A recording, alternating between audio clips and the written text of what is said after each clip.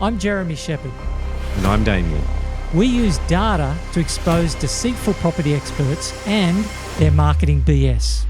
This is the Expert Busting Series.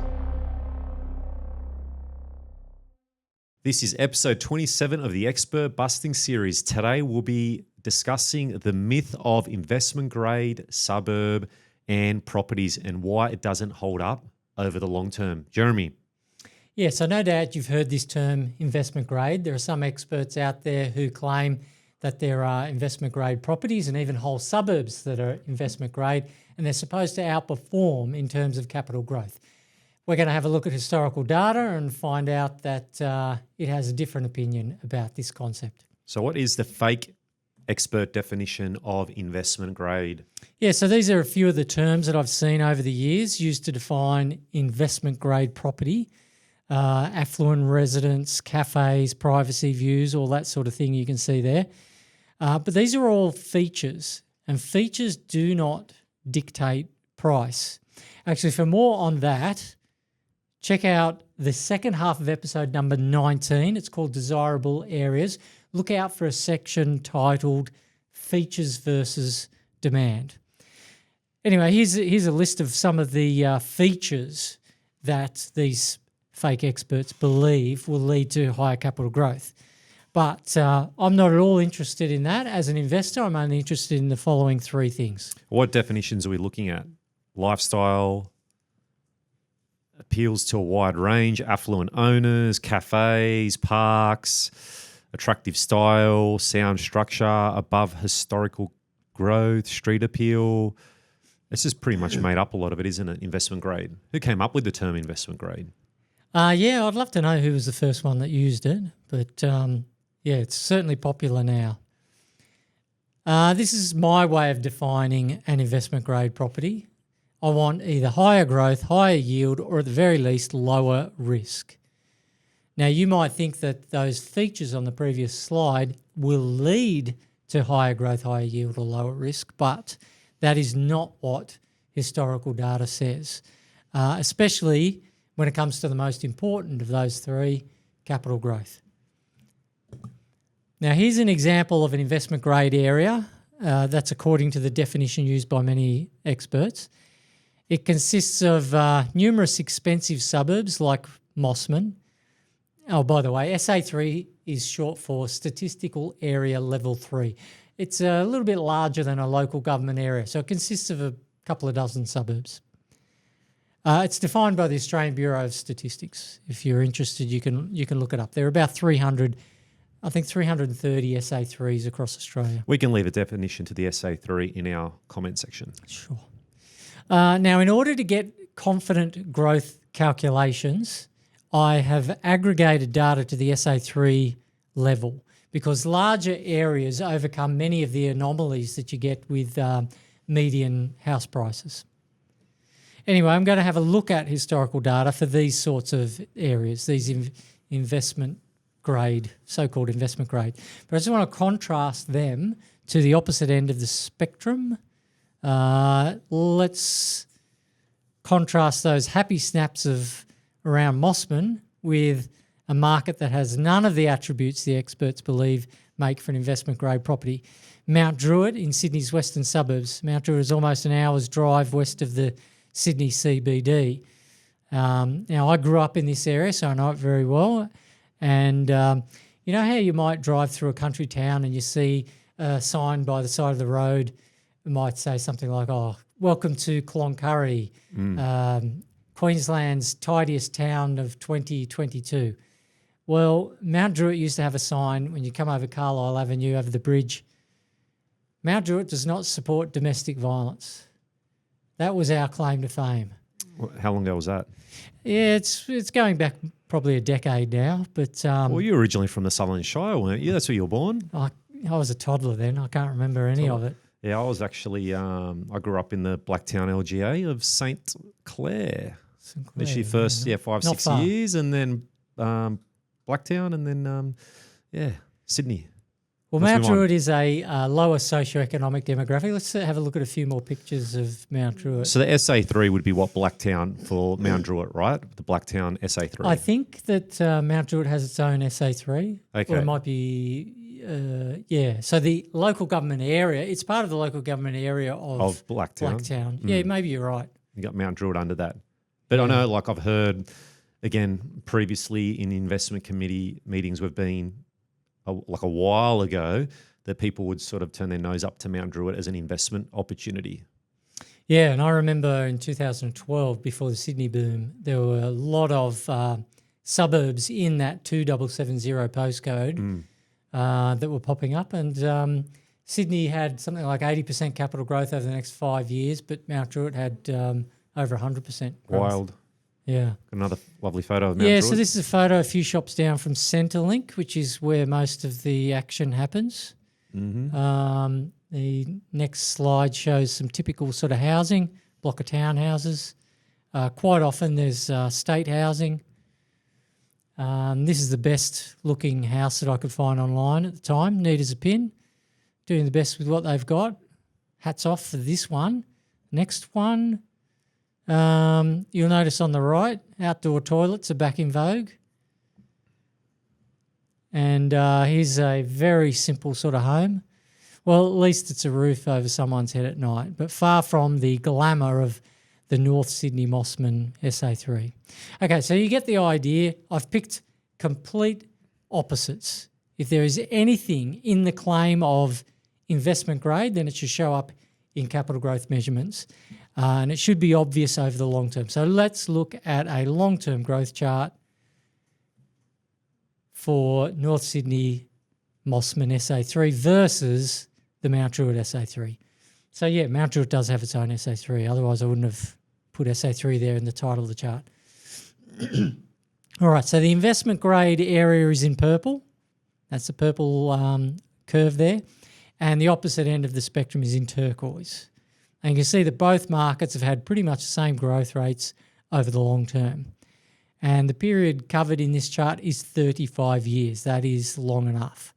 Now, if investment grade meant anything, 35 years is more than enough time for opposite ends of the spectrum to show a significant difference in growth. But as the chart shows, for this period of time, it was actually the lower socioeconomic demographic of Mount Druitt that has outperformed the investment grade area. But I wouldn't read anything into that. I wouldn't say that lower socioeconomic demographics are better, because the next 5 years might show a completely different leader. So what's important to learn is not who won this race, but how these sort of races usually play out. So the winner of a long-term growth race like this is determined more by when you set the start and finish months, not which markets you choose. And that's because of this tendency for all properties to grow at the same rate. Properties, streets, suburbs, areas, regions, even state capitals, they have this same tendency to grow at roughly the same rate over the long term. And you will notice on charts like this, that one market, say market A, gets ahead of market B and is then caught up by B, sometimes even overtaken, and that goes back and forth. That the lead changes. So in this case, the lead swapped, I think I counted about 10 times. Sometimes in charts like these, there's only one leader over the entire history of the chart, but the gap between the two markets widens and shrinks, widens and shrinks. And that pattern of widening, shrinking is repeated with remarkable consistency in long-term historical charts. The longer the term, the more obvious that pattern becomes. And it doesn't seem to matter which two markets you pick. In fact, it's almost impossible to find two markets where the first market diverges away from the second and the second never catches up. And for more on that, check out episode number 11. It's called Apples and Oranges. Also episode number 12, Long-Term Growth, and even episode number 13, Time In versus Timing. So that's episodes 11, 12 and 13, more on that topic about the tendency over the long term for all property markets to grow at the same rate. All right, this is just one example.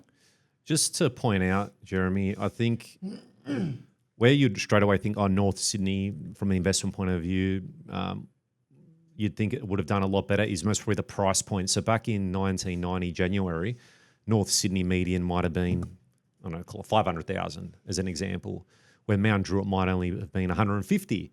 So typically you would think, I've done a lot better in North Sydney because now it's worth, I don't know, call it 5 or 10 million or whatever it is, that number.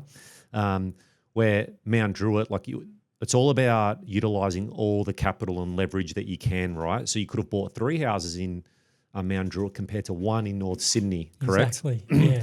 And the other thing with these returns, we're only looking at growth. We're not even looking at yield. So we're just looking at growth here. On top of that, with Mount Druitt, you would have had a higher rental income flowing through also. Exactly. Maybe vacancy rates might have been a little bit higher. I'm not sure. You'd have to look at historical data. But overall, you think you'd be at least getting, 1 to 2% better yield in Mount Druitt potentially over the longer period of 35 years. So just something to point out as investors. We always go for growth first, but you've also got to factor yield into that total return. Yep, good one. All right, and to be fair, I've provided an example where the investment grade area outperformed the lower socioeconomic area, and for almost the entire era shown here on the chart. In this case, the investment grade area is Canada Bay, and that's being compared with the opposite end of the spectrum, Campbelltown, towards Sydney's southwest fringe. So this is another Sydney example. We will look at a Melbourne one in a second, but in this case, the investment grade area has outperformed. But again, you can see points where Campbelltown catches up, and you add another decade to this chart into the future, and it might tell a completely different story where Campbelltown possibly even takes over Canada Bay. All right, let's look at another example. This one's from Melbourne. And to note, you can do your own back testing on a lot of this in our historical charts on our suburb data platform. So you can type in SA3, Canada Bay, Campbelltown, and look at the period from 2010 onwards. So not as far back as 1990, but you can do some analysis when you're comparing different markets. When someone says, hey, this is investment grade, you can always argue the point, right? Yeah. All right, in this example, you can see that the lower socioeconomic area started off better than the investment grade area. It is hard to see in the lower left corner. Then a large gap formed, but in recent years, Casey South has completely caught up. So over this 35-year period, you would have been no better off buying in the exclusive area. All right, let's look at a much smaller city now. Is Stonington the exclusive area? Yes. Okay. Stonington East. Is it? Yeah, that's right. All right, these are two opposite types of areas in Adelaide now. I think at one stage the Playford LGA had the highest crime rates in the country. And again, you can see the gap widen and then it shrinks. The two curves diverge and then converge repeatedly over this history. And for this 35-year period, you'd have been no better off buying in the supposed investment grade area of Burnside compared to buying in the opposite end of the spectrum of Playford LGA. But these are just examples. I'll come back to the issue regarding growth comparisons in a few minutes. But before that, I want to address two of the other features that make for a true investment grade property. And you mentioned one of them, yield and risk. All right, so how is risk measured? Well, one measure of risk is used in the share market, and it's price volatility. That's a measure of how radically price changes for a particular stock. So does it bounce up and down from hour to hour? Does it have wild swings from day to day, or is it relatively stable? That's a measure of risk. And this chart shows two curves. The turquoise curve is the lowest 10% of the property market by price range. And the purple curve is the top 10%. So again, these are polar opposites. And the metric being measured for each of these two curves is per annum growth rate.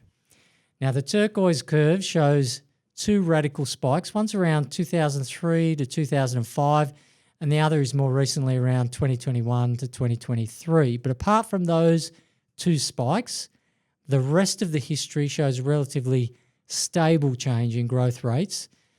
The purple curve, which is the upper end of the market, shows a lot more wild swings up and down. In other words, the upper end of the market, that is the investment grade end, has higher volatility than the lower end. So using volatility, that single metric, as a metric for risk, as a gauge, there's an argument that investment grade areas are actually riskier than the non-investment grade. But volatility is not the only measure of risk. Before we go on to that, or we'll come to yield in a second, there's another one, another measure of risk, having all your eggs in the one basket.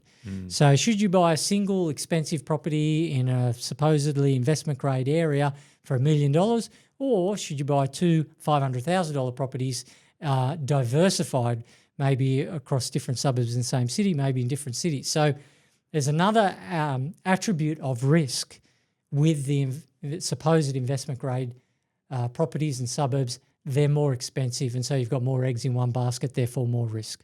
So just addressing growth, we've seen a couple, well, I'll come back to growth, but just addressing risk. There's nothing in investment grade which suggests that is a lower risk than non-investment grade. Now, you had mentioned earlier, Damo, a little bit ahead of schedule, but yield. Mm-hmm. So I measured the median yield for all markets in the first decile by price range, and these are the cheapest 10% of suburbs, and the yield for houses was around 4.9%. On average. Yes, on average. And the yield for the upper end of the market was noticeably lower at 2.6%. So is that over that 35-year period? No, I don't have yield dating back that far. I think it dates back to 2008 or something like that. Well, typically you'll see that, won't you, that those sort of cheaper markets, and they attract obviously a lot of investors because of cash flow is always... The cash flow crazies, yeah. Cash flow crazies. All right, so using growth, there appears to be no such thing as investment grade. Using risk, the expert's idea of investment grade is worse. Measuring by yield, it's worse too. So clearly the definition of investment grade from an investor's perspective, that is growth, risk and yield, is very different to the definition of investment grade according to the experts. Cafes, views.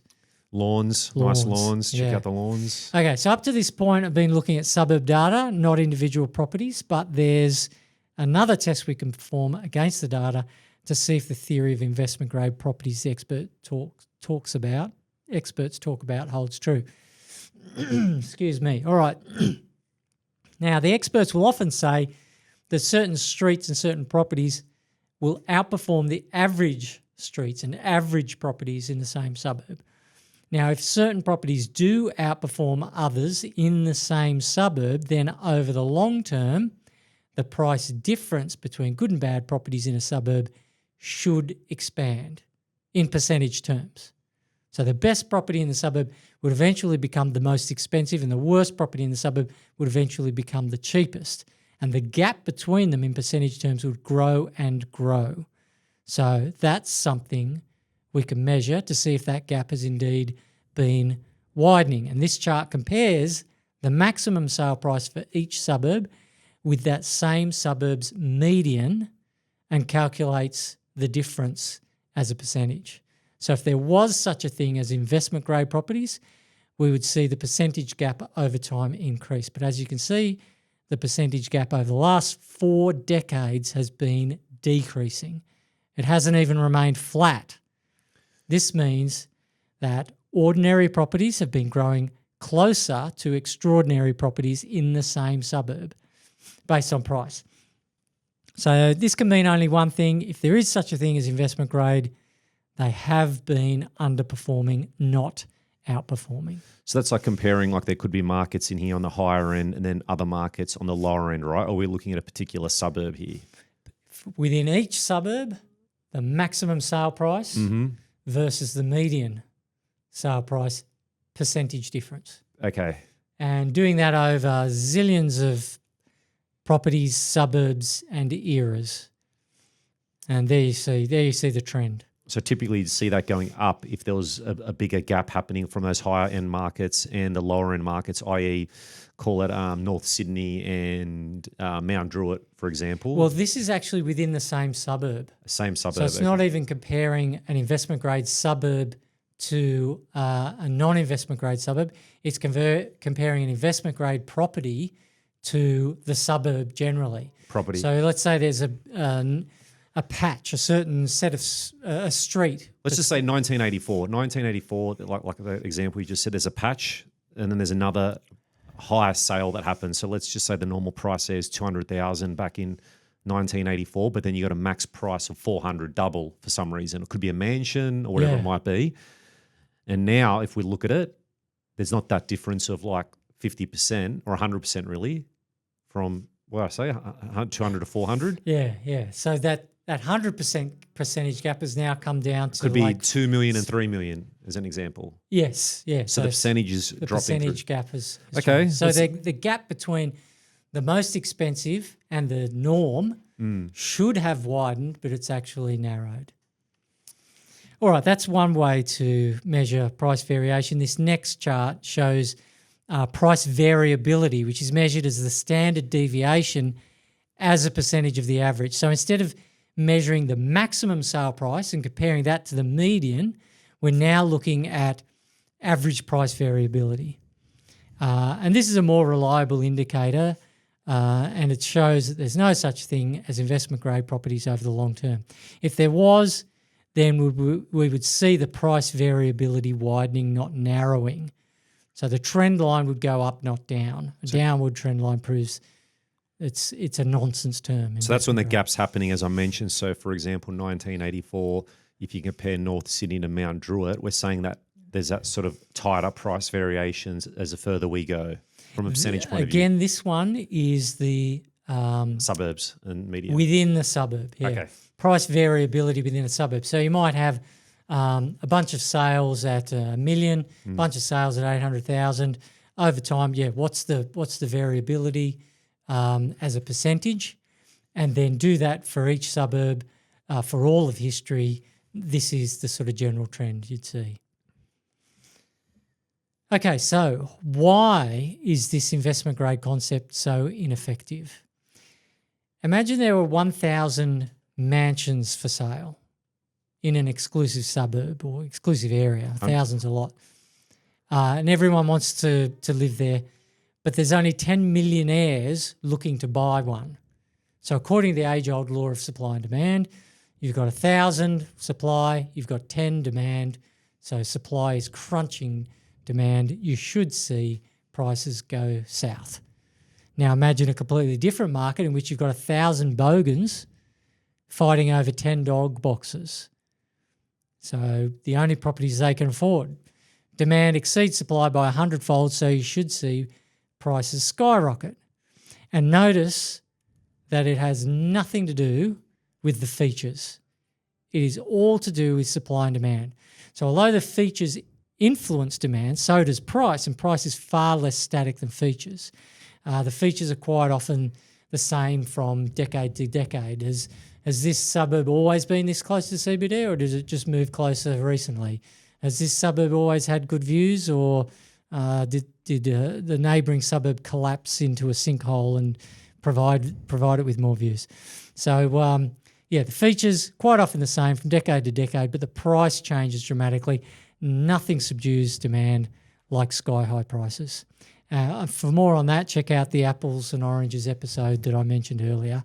It's episode 11 in this series. So it's on the infograph, it's got 100 mansions, but it's actually 1,000, as Jeremy mentioned. So the idea there is that you've got the supply, but you don't have the demand. And typically what you see now, a lot of these lower price points, you've got all these investors coming in. It just keeps putting that constant pressure on these lower end type properties, right, with these higher yields.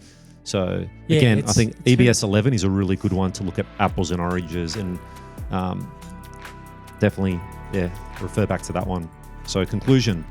Yeah, so what this all means is that over the long term, there's no such thing as an investment grade property or an investment grade suburb or an investment grade area or city. Over the long term, there is a tendency for all properties, all streets, all suburbs, all areas, all cities to grow at the same rate. Now, if you measure it over one single period of time, you're going to have some winners and losers, but it's how they get there.